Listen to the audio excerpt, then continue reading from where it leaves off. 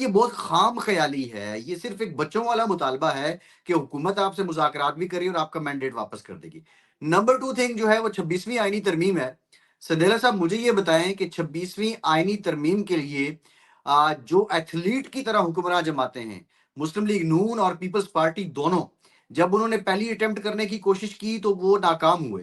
फिर वो एथलीट की तरह उससे लंबी छलांग लगाने के लिए पीछे गए। पीछे जाके मौलाना को मनवाया, दीगर लोगों को मनवाया, पीटीआई को ऑन बोर्ड किया।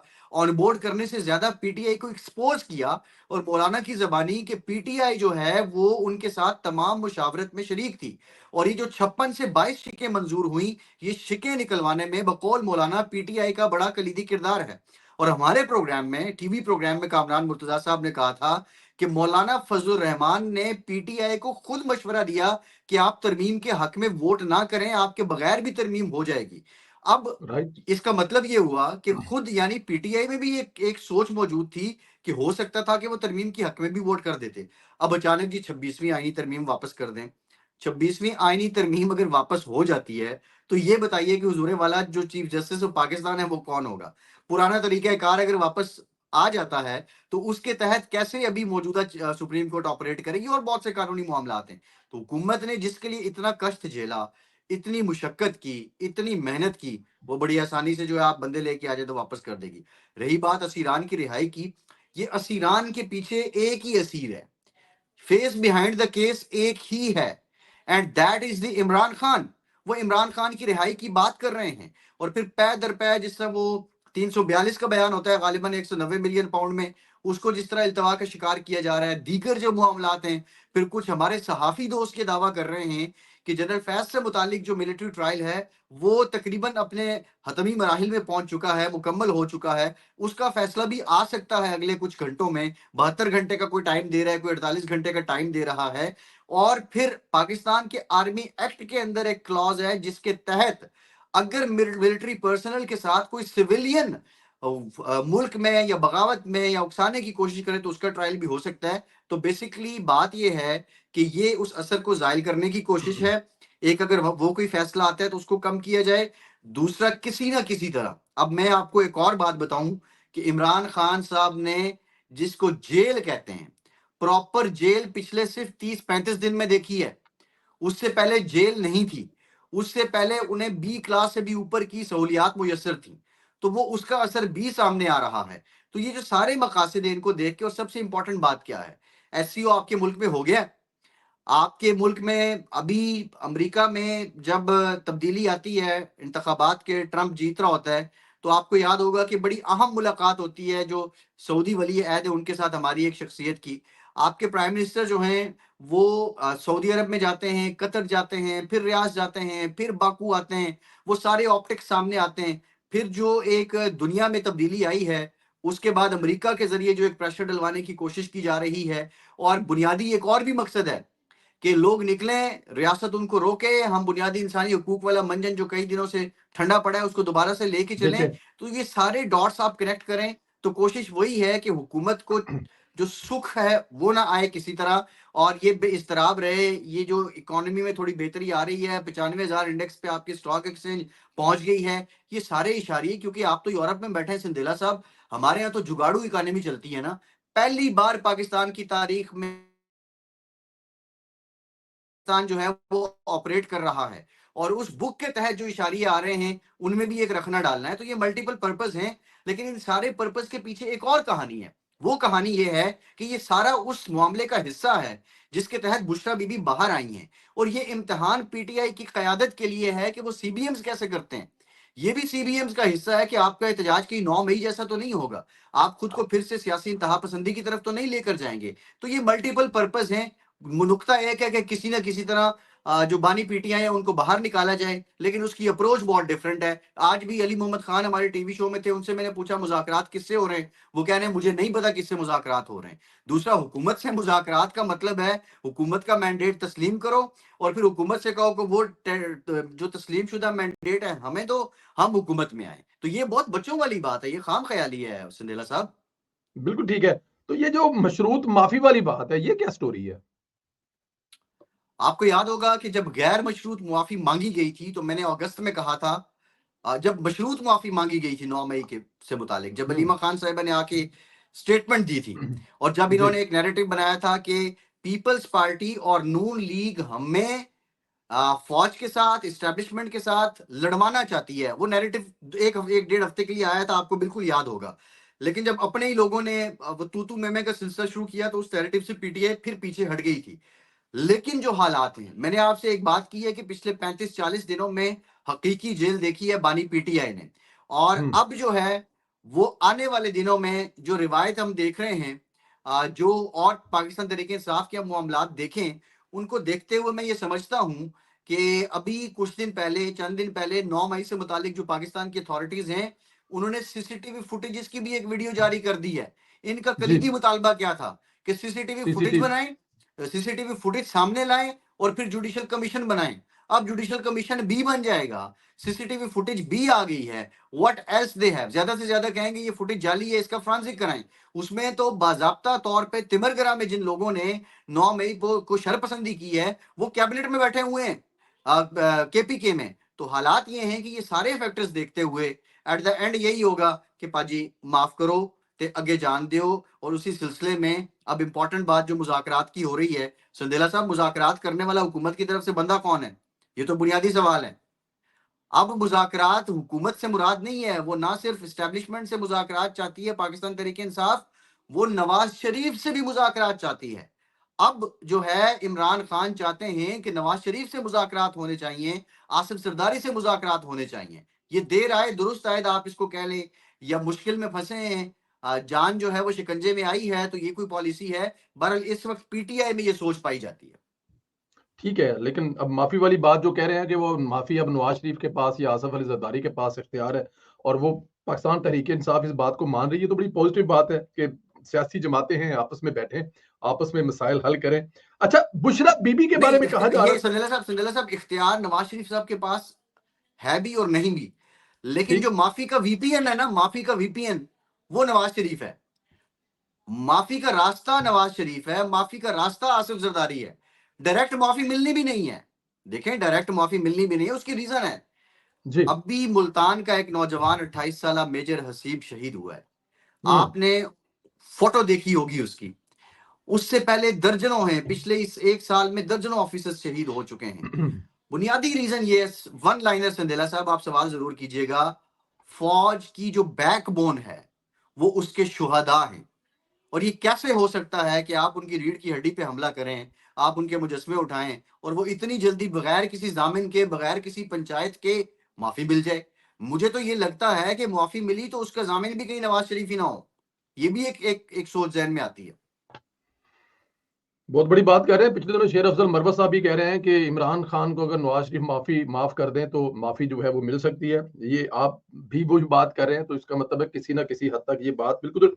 मैंने बुशरा बीबी साहिबा जब ये बाहर आई थी तो कहा जा रहा था कि ये पार्टी की क्यादत संभालेंगी और ये पार्टी को लेके चलेंगी, तो अब हमें लग भी रहा है ऐसा ही है। बुशरा बीबी की कॉल भी एक, उसको लीक तो नहीं कह सकते, वो पार्टी मीटिंग की एक कॉल है जिसमें जो वो हुक्म सादर फरमा रही हैं।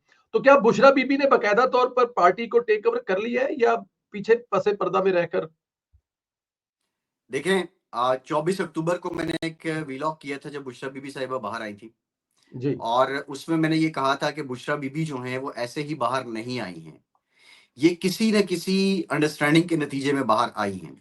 और उसमें मैंने बताया था कि आने वाले दिनों में इनको क्या करना होगा, इनको सीबीएम्स करने होंगे।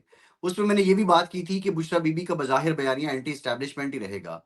और उसमें जो इंपॉर्टेंट बात थी, जो कंसर्न रेलेवेंट क्वार्टर्स में पाए जाते हैं 9 मई के बाद, कि जब क़यादत नहीं होती है, जब क़यादत नहीं होती, आप लोगों को चार्ज कर दें। यहाँ पे देखें, अब बुशरा बीबी क्या क्या बेच रही हैं, क्या वो उनका बयानिया है? अल जिहाद, अल जी। जिहाद, इश्तियाल, हकीकी आज़ादी। आप अगर आज नहीं निकलेंगे तो आपकी नस्लें पछताएंगी। ये सब चीज़ें क्या हैं? आप बाशऊर आदमी हैं, आपको समझ आती हैं। मैं दरमियानी उम्र का आदमी हूँ, मुझे समझ आती हैं। लेकिन एक बच्चा जो यूनिवर्सिटी कल गया है, कल कॉलेज गया है, जिसका नया नया शनाख्ती कार्ड बना है, जिसने, आपको भी याद होगा कि पहली बार जब आपने वोट कास्ट किया होगा तो आपकी एक्साइटमेंट लेवल क्या होगा, उसको ट्रू। ये बातें समझ नहीं आती हैं। वो इन बातों से, अल जिहाद से, हकीकी आज़ादी से, गुलामी से निजात से, ये सारी बातें उसको कहीं ना कहीं जाके अपील करती हैं। वो जो अपील है उसका नुकसान अल्टीमेटली क्या होता है? उसका नुकसान अल्टीमेटली यही होता है कि फिर आपके यहाँ 9 मई होता है। तो बेसिकली बुशरा बीबी को जो बाहर आई थी और जो अंडरस्टैंडिंग थी, बुशरा बीबी ने जो आके पार्टी क़यादत को संभालना था, वो इस सिलसिले का एक हिस्सा है कि बुशरा बीबी जो है वो लोगों को ड्रैग नहीं होने देगी। अभी ये जो अल जिहाद के नारे लग रहे हैं, अली अमीन गंडापुर वाले 5 अक्टूबर के 81 करोड़ रुपए जिसमें खर्चा आ गया जलसे पे, वो धरने पे, उस धरने के बाद जो नौजवान है वो भी बाहर जा चुका है। वो नौजवान भी उस बात को उस तरह अपील नहीं कर रहा, अभी लोगों को मोटिवेट तो कर रहे हैं। बुशरा बीबी ने एक जमानत ये दी कि वो लोगों को किसी फसाद या शर वाले एहतजाज की तरफ जाने नहीं देंगी। दूसरा, बुशरा बीबी ने सीबीएम्स करने हैं। Bushra Bibi is the only person in this universe at the moment, Sandela साहब, who can handle Bani PTI. Otherwise जितने लोग हैं वो खा उनकी समहाउ सिस्टर्स भी हों या उनके पार्टी लीडरान भी हों, उन्होंने जो सरे तस्लीम है उसको खम करना है और उनकी बात सुननी है और जाके भले बाज लोग डॉज भी करते हैं और बताना है जी जैसा आपने कहा था हुजूरे वाला वैसा हो गया। लेकिन सिर्फ एक शख्सियत है बुशरा बीबी, जो वो राइट। कहती हैं तो वो आका को मानना पड़ता है। तो ये मल्टीपल फैक्टर्स हैं, लेकिन वो जो सीबीएम्स उन्होंने करने हैं, जो रास्ता मैंने आपको बताया कि डील का via VPN Nawaz Sharif and VPN Asif Zardari जाता है, उसमें अभी बुशरा बीबी को बहुत से सीबीएम्स करने हैं। तो वो एक अंडरस्टैंडिंग थी, अंडरस्टैंडिंग के नतीजे में वो बाहर आई। अब ये जो 24 नवंबर की कॉल आ चुकी है, ये पीटीआई का खुद से एक टेस्टर भी है, पीटीआई ने खुद को इस मामले में आजमाना भी है। और ये टेस्टर इस एतबार से भी है कि आपका अंदाजे एहतजाज बदला है या नहीं, आपका अंदाजे सियासत बदला है या नहीं। और फिर देखें ना 21 करोड़ रुपया केपी के गवर्नमेंट का लग गया भाई, पैसा भी तो चल रहा है कहीं ना कहीं। तो ये मल्टीपल फैक्टर्स। राइट, बिल्कुल ठीक है। जनरल फैज़ मीर साहब का ज़िक्र किया, अभी ये बात चल रही है कि उनका जो कोर्ट मार्शल है वो हो चुका है और फैसला लिखा जा चुका है, किसी भी वक़्त आ सकता है। नुसरत जावेद साहब ने कही और उसके बाद फिर इस पे लाइनों पे लाइनें चल पड़ी। क्या हकीकत है? क्या खबर है आपके पास सर? देखिए मेरे पास जो जनरल फैज साहब से मुतालिक लेटेस्ट फर्स्ट हैंड इंफॉर्मेशन कोई नहीं है। मैंने ठीक। नुसरत जावेद साहब की बात भी सुनी, मैंने दीगर जो कुछ हमारे सहाफ़ी दोस्त हैं जो दावे कर रहे हैं उनकी बातें भी सुनी हैं। लेकिन एक जो मेरे पास by the book of law है, या जो कॉन्स्टिट्यूशन कहता है, या जो माज़ी में भी हमने देखा है, जो एक हमारे पास है वो आर्मी एक्ट है जिसका मैंने पहले आपको हवाला दिया कि ठीक है। उसमें अगर कोई शख्स किसी के साथ कंसेंट में है और भले वो सिविलियन हो, तो वो भी उस ट्रायल में आ जाएगा। तो अब ये तो फैसला आएगा, फैसले के बाद पता चलेगा। अल्टीमेटली जनरल फैज अपने लिए काम कर रहे थे, वो खुद को सदर पाकिस्तान देखना चाह रहे थे, या वो बानी पीटीआई को इमरान खान को बनाना चाह रहे थे वजीर आजम पाकिस्तान। वो एक अलहदा कहानी है, वो एक अलहदा बहस है। लेकिन फर्स्ट हैंड इंफॉर्मेशन के अलावा मेरे पास सिर्फ यही है जो मुझे नजर आ रहा है कि वो एक बहुत बड़ा फैक्टर है, बहुत बड़ा एलिमेंट है, जिसकी एक रीजन 24 नवंबर एक रीजन वो भी है कि किसी न किसी तरह प्रेशर मजीद बढ़ाया जाए। ठीक, बिल्कुल ठीक है। गंडापुर साहब की इमरान खान से मुलाकात हुई है और उसमें बैरिस्टर गौहर साहब भी थी। वो किस मकसद के लिए मुलाकात थी? 2 दिन पहले गंडापुर साहब ने कहा था कि वो हुकूमत और इमरान खान, ये इस्टेब्लिशमेंट और इमरान खान के बीच जो नेगोशिएशन है, मुज़ाकरात या एहतजाज की तारीख आगे करवाने के लिए किरदार अदा कर सकते हैं। अब जो सबसे इंपॉर्टेंट बात है संदेला साहब, गंडापुर इतना बड़ा डॉज करने के बावजूद कि कारकुन आपने लाए, 48 घंटे मजामत की, आप डी चौक पहुंच गए और उसके बाद आप चाय पीने चले गए, और चाय पीने के बाद आप वहां से पीर सुहावे से होते हुए और न जाने कहां कहां से होते हुए हरिपुर और पता नहीं किस किस मुकाम से होते हुए आप पेशावर पहुंच गए। इतना बड़ा ड्रामा करने के बावजूद गंडापुर आज भी इमरान खान का ट्रस्ट वर्दी आदमी क्यों है? This is the hmm, question. Hmm, Gandapur ने जो एहतजाज किया था वो इमरान खान के कहने पे किया था, इमरान खान की अना को तस्कीन के लिए किया था। ठीक, क्वेश्चन इज दैट कि गंडापुर इस वक्त इमरान खान की जरूरत बन चुका है।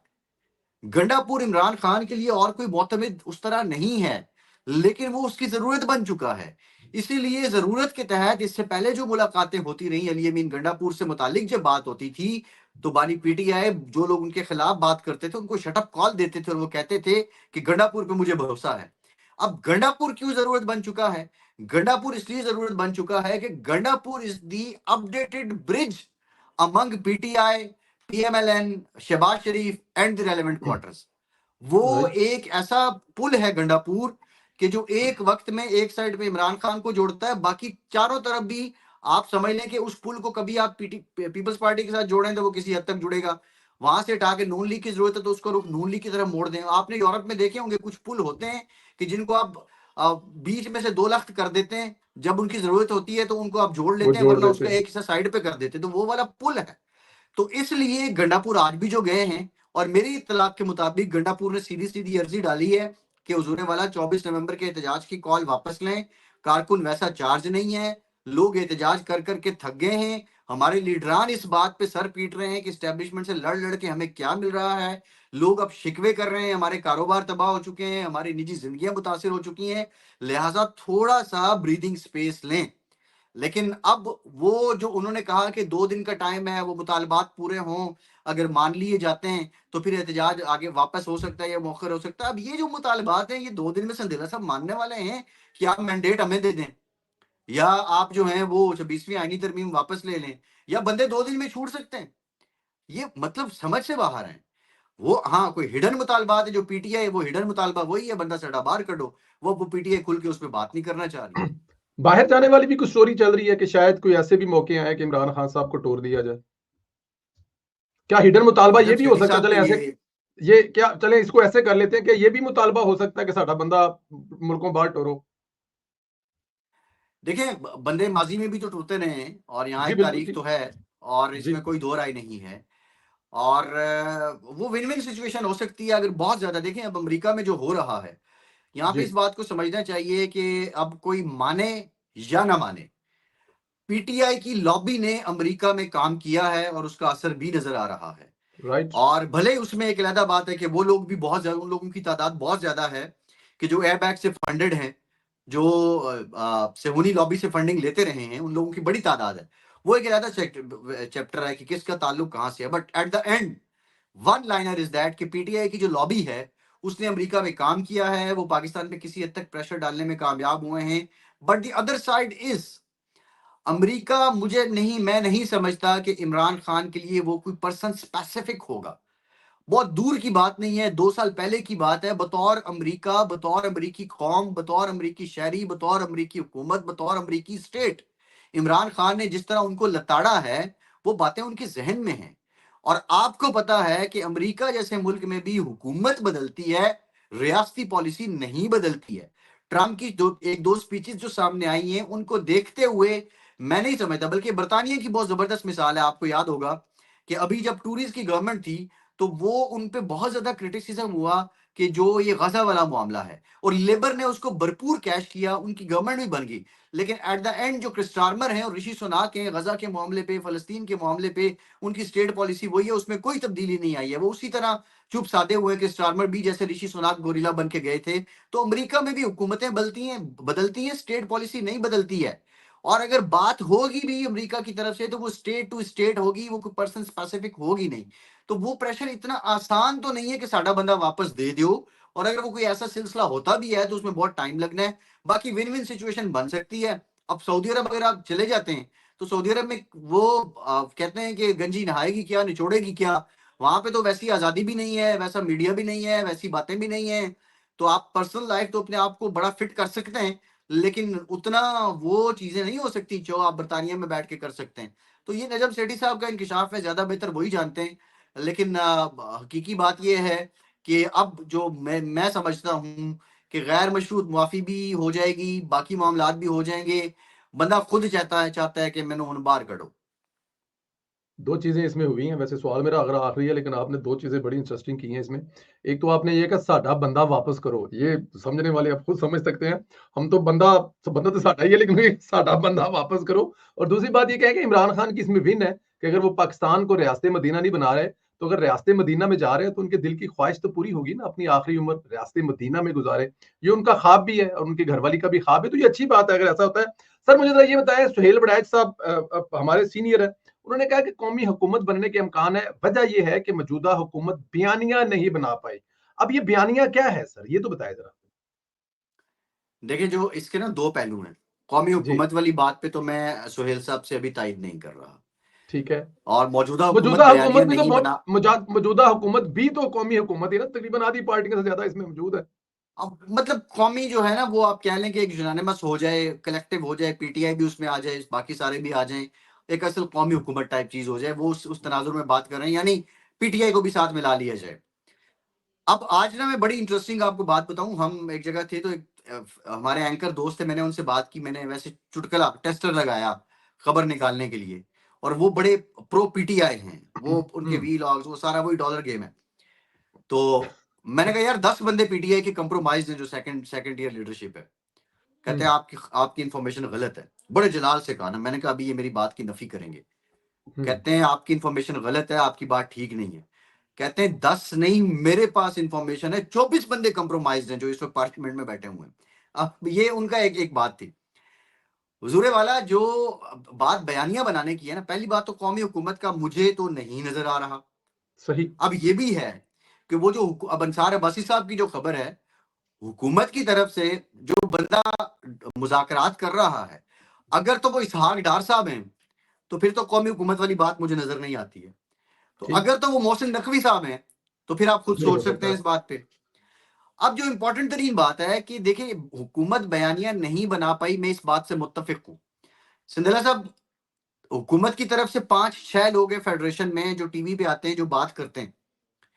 एक तो हमारे वो तारड़ बरादरान है, आजम नजीर तारड़ साहब और अताउल्ला तारड़ साहब। मैं विफाकी हुकूमत की बात करूं। बाकी दो नए लोग हैं, लेकिन वो अच्छा इजाफा है, बैरिस्टर अकील और दानियाल चौधरी।